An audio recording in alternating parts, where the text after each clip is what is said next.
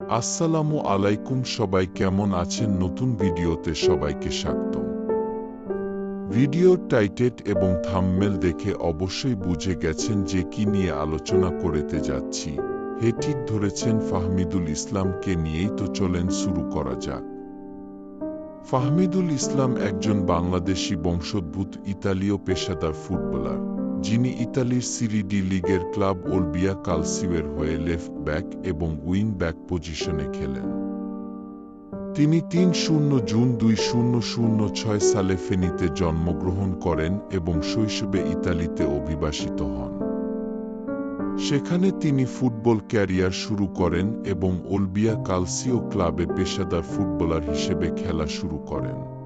২০০৫ সালে বাংলাদেশ জাতীয় ফুটবল দলের কোচ হাফিজের কাবরেরা এফসি এশিয়ান কাপ বাছাই পর্বের জন্য ঘোষিত ৩-৮ সদস্যের প্রাথমিক স্কোয়াডে ফাহমিদুলকে অন্তর্ভুক্ত করেন।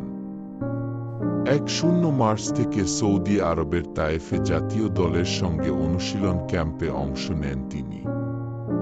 তবে ক্যাম্প শেষে বাংলাদেশ দল দেশে ফিরলেও ফাহমিদুল ইসলাম আসেননি, তিনি ইতালিতে ফিরে গেছেন। কোচ কাবরেরা জানান, ফাহমিদুল মেধাবী খেলোয়াড় হলেও তাকে দলে অন্তর্ভুক্ত করার জন্য আরও সময় প্রয়োজন। ফাহমিদুলের বাদ পড়ার পর সমর্থকরা তাকে দলে ফেরানোর দাবিতে সামাজিক যোগাযোগ মাধ্যমে এবং বাফুফে ভবনের সামনে বিক্ষোভ করেছেন। তারা ফাহমিদুলের প্রতিভা ও সম্ভাবনা বিবেচনা করে তাকে দলে অন্তর্ভুক্ত করার আহ্বান জানিয়েছেন।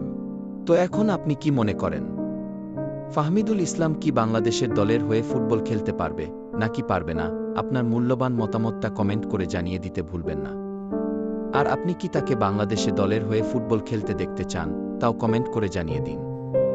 এত সময় আমাদের সাথে থাকার জন্য আপনাকে অসংখ্য ধন্যবাদ।